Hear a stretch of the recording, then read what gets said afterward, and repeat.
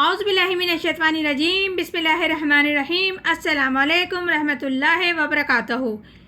जैसे कि कल भी हमने सूरह आले इमरान की 2 आयतों का तर्जुमा, तफसीर और ख़ुलासा बयान किया था, जिसमें इरशाद रब्बानी हो रहा था, ए ईमान वालों डरते रहो अल्लाह से जैसा कि चाहिए उससे डरना, और ना मरना तुम मगर उस हाल में कि तुम मुसलमान हो, और मजबूत पकड़ो रस्सी अल्लाह की सब मिलकर और फूट ना डालो, और याद करो एहसान अल्लाह का अपने ऊपर जबकि थे तुम आपस में दुश्मन, फिर उल्फत डाल दी तुम्हारे दिलों में तो अब हो गए तुम उसके फजल से भाई, और तुम थे किनारे पर आग के एक गड्ढे के, फिर तुमको उससे निजात दी अल्लाह ने।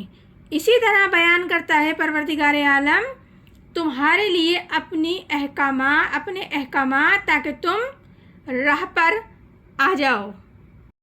आगे इरशाद रब्बानी है, वल तकुन्ना मिनकुम उम्मतुन व यदऊना इलल खैरि व यमरूना बिल मारूफी व यनहूना अनिल मुनकर उलाइका हुमुल मुफलिहून।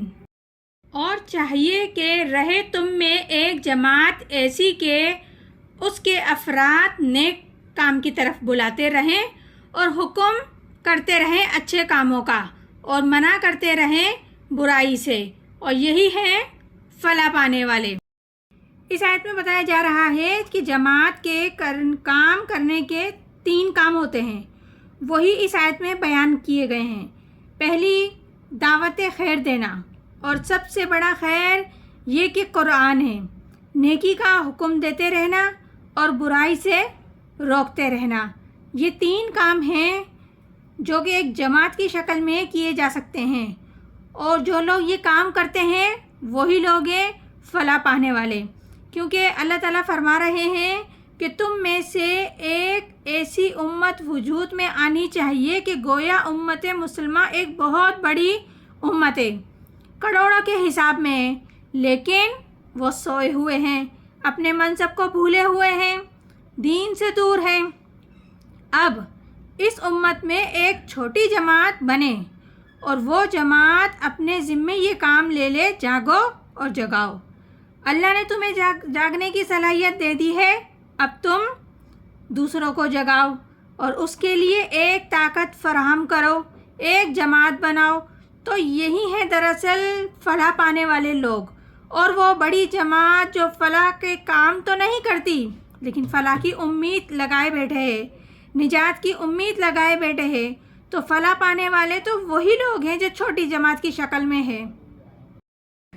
हदीस मुबारक में है कि तुम में से कोई शख्स किसी को मुनकर देखे तो वो उसे ताकत से, ज़ोर से बदले, उसे रोके।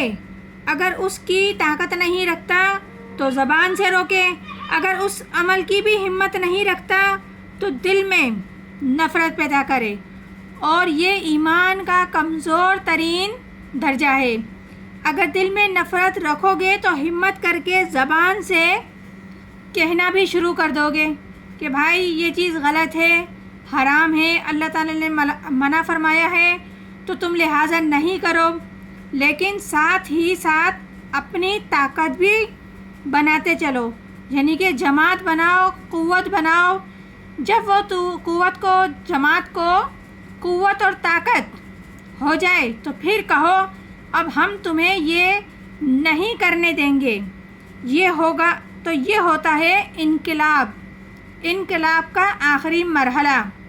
गोया के इन 3 आयात में अजीम हिदायत है, पूरा लाहे अमल है। आगे इरशाद रब्बानी है, वला तकूना कल्लज़ीना तफर्रकू वख्तलफू मिन बाद मा जाअहुमुल बय्यिनात उलाइका लहुम अज़ाबुन अज़ीम। और मत हो उनकी तरह जो मुतफर्रिक हो गए और इख्तलाफ करने लगे बात उसके के पहुँच चुके उनको वाज़ा अहकाम, और उनके लिए बड़ा अज़ाब है। तो इस आयत में रब्बुल इज़्ज़त मुसलमानों को खिताब करके ही बयान कर रहे हैं कि उन लोगों की तरह नहीं हो जाना जो मुतफर्रिक हो गए, जो फ़िरक़ों में बट गए, जो तकसीम हो गए, अपने अपने नज़रियात के तहत तकसीम हो गए, جبکہ دین اسلام ایک پوائنٹ ہے، اسی پوائنٹ پہ سب کو جمع ہونے کا نام مسلمان ہے، لیکن جو فرقوں میں بڑھ جاتا ہے، اپنے آپ کو بانٹ دیتا ہے، وہ دین اسلام کے دائرے سے ویسے بھی باہر ہے۔ تو تم لہٰذا ایمان لانے کے بعد ہرگز ایسے مت ہو جانا جیسے کہ پچھلے تم سے پہلے قوم ہو چکی تھی اور انہوں نے اختلاف پیدا کر دیے تھے، اور اس کے بعد کہ ان لوگوں کے پاس واضح تعلیمات آ چکی تھیں، تو لہٰذا تمہارے پاس بھی واضح تعلیمات آ چکی ہیں، رسول بھی آ چکا ہے جس نے ایک ایک چیز وضاحت کے ساتھ تمہیں بتا دی ہے۔ تو تم ہرگز ایسے لوگوں میں مت ہو جانا، ایسے لوگوں کے لیے بڑا دردناک عذاب ہے جو ہمیشہ ان پہ مسلط رہے گا اور کبھی ان سے دور نہیں ہوگا۔ کیوں؟ کہ وہ ایمان لانے کے بعد، سمجھنے کے بعد پھر غافل ہو گئے، تو ان کو پروردگار کبھی نہیں معاف کرے گا۔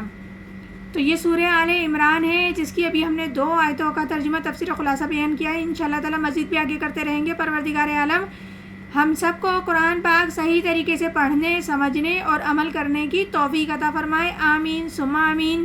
جزاک اللہ۔